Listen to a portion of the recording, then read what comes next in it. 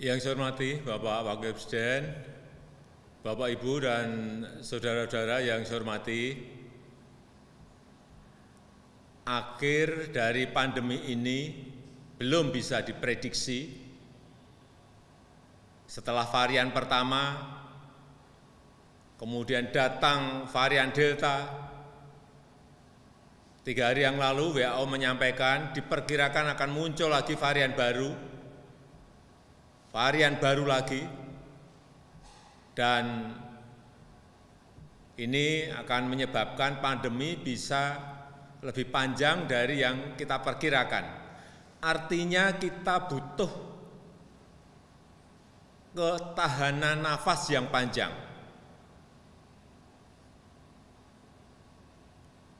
Oleh sebab itu, saya minta kepada gubernur, bupati, wali kota yang didukung oleh seluruh jajaran Forkominda agar semuanya fokus kepada masalah ini, baik sisi COVID-nya maupun sisi ekonomi, dan manajemen serta pengorganisasian adalah kunci. Dan saya minta semua mesin organisasi dijalankan dengan sebaik-baiknya. Kita membutuhkan kepemimpinan lapangan yang kuat untuk menghadapi pandemi sekarang ini. Kepemimpinan yang paham lapangan, yang bisa bergerak cepat dan responsif. Dan kepemimpinan lapangan ini harus kuat di semua level pemerintahan, dari level atas sampai level kecamatan, tingkat kelurahan dan desa.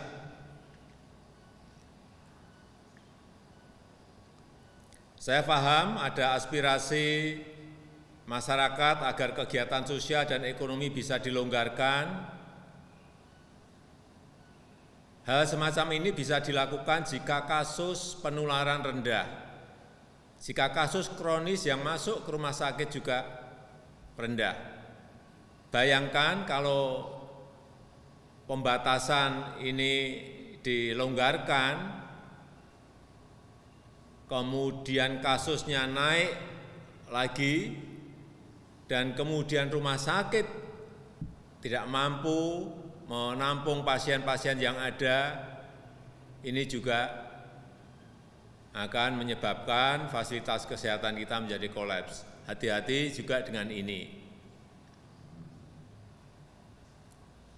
Dan yang paling penting, jika disiplin protokol kesehatan itu bisa dijamin, terutama jaga jarak dan memakai masker. Kuncinya sebetulnya hanya ada 2 sekarang ini. Hanya ada 2. Mempercepat vaksinasi, sekali lagi mempercepat vaksinasi. Yang kedua, kedisiplinan protokol kesehatan, utamanya masker, pakai masker. Oleh sebab itu, saya minta kepada gubernur, bupati, dan wali kota yang didukung oleh jajaran Forkominda, betul-betul semuanya fokus dan bertanggung jawab terhadap semua ini. Pemerintah pusat akan memberikan dukungan. Dan kembali lagi, kuncinya adalah kepemimpinan lapangan mulai dari kepala daerah, camat, kepala desa dan lurah. Termasuk di dalamnya ada tokoh-tokoh agama, tokoh-tokoh sosial dan organisasi sosial, dan keagamaan di tingkat lokal bawah. Beberapa tindakan di lapangan, saya yakin Bapak Ibu juga sudah sangat paham. Pertama adalah tindakan lapangan untuk pencegahan. Disiplinkan masyarakat mengikuti protokol kesehatan untuk memakai masker, jaga jarak, dan tidak berkerumun. Ini kunci.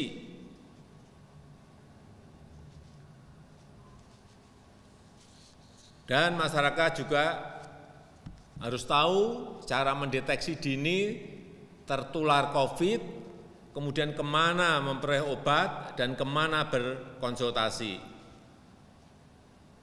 apakah ke dokter atau ke rumah sakit. Kemudian yang penting yang juga ingin saya sampaikan, penyiapan rumah isolasi, terutama untuk yang bergejala ringan. Kalau bisa ini sampai di tingkat kelurahan atau desa, ini akan lebih baik. Kalau tidak, paling tidak ada isolasi terpusat di tingkat kecamatan, terutama ini untuk kawasan-kawasan yang padat, utamanya di kota-kota. Ini harus ada, karena cek lapangan yang saya lakukan untuk kawasan-kawasan padat, 3x3 dihuni oleh 4 orang. Saya kira ini kecepatan penularan akan sangat masif kalau itu tidak disiapkan isolasi terpusat di kelurahan itu atau paling tidak di kecamatan. Yang kedua, tindakan protokol pendisiplinan terhadap masyarakat, terutama untuk pasar, pabrik, untuk mal, untuk rumah ibadah, dan lain-lain, benar-benar agar didetailkan aturannya. Kemudian yang ketiga, rencanakan dan siapkan rumah sakit daerah, termasuk rumah sakit cadangan dan rumah sakit darurat. Ini harus ada antisipasi terlebih dahulu, paling tidak kita memiliki di dalam perencanaan itu bagaimana kalau rumah sakit itu penuh. Jangan sudah penuh baru menyiapkan, akan terlambat. Saya minta terutama untuk urusan rumah sakit agar kita semuanya betul-betul cek betul, kontrol lapangan, cek obatnya di rumah sakit, siap atau tidak, untuk berapa hari, untuk berapa minggu, atau untuk berapa bulan. Kontrol dan cek oksigennya, siap enggak untuk berapa hari atau berapa bulan. Cek juga kapasitas bornya, karena masih banyak sebetulnya kapasitas rumah sakit yang bisa dinaikkan untuk COVID. Saya lihat beberapa daerah rumah sakit masih memasang angka 20 atau 30% dari kemampuan bed yang ada. Nah, ini bisa dinaikkan, bisa 40 atau seperti di DKI sampai ke 50 yang didedikasikan kepada COVID. Ini kepala daerah harus tahu dari kapasitas berapa dan harus diberikan pada COVID berapa. Kalau enggak nanti kelihatan rumah sakitnya sudah bornya sudah tinggi banget, padahal baru yang dipakai baru 20%. Banyak yang seperti itu. Yang keempat, tindakan lapangan berikutnya adalah percepatan bantuan sosial dan percepatan belanja daerah. Saya melihat angka-angka ini yang berkaitan dengan dana UMKM, dana bantuan sosial, dana desa. Data yang saya terima untuk anggaran UMKM ada 13,3 triliun. Ini kita lihat untuk seluruh daerah, artinya 514 kabupaten kota dan provinsi, 13,3 triliun. Yang dipakai baru 2,3 triliun. Padahal kita sekarang ini butuh sekali, rakyat butuh sekali, rakyat menunggu. Sehingga saya minta ini agar segera dikeluarkan. Perlindungan sosial, Perlinsos, Ada anggaran 12, di catatan saya 12,1 triliun.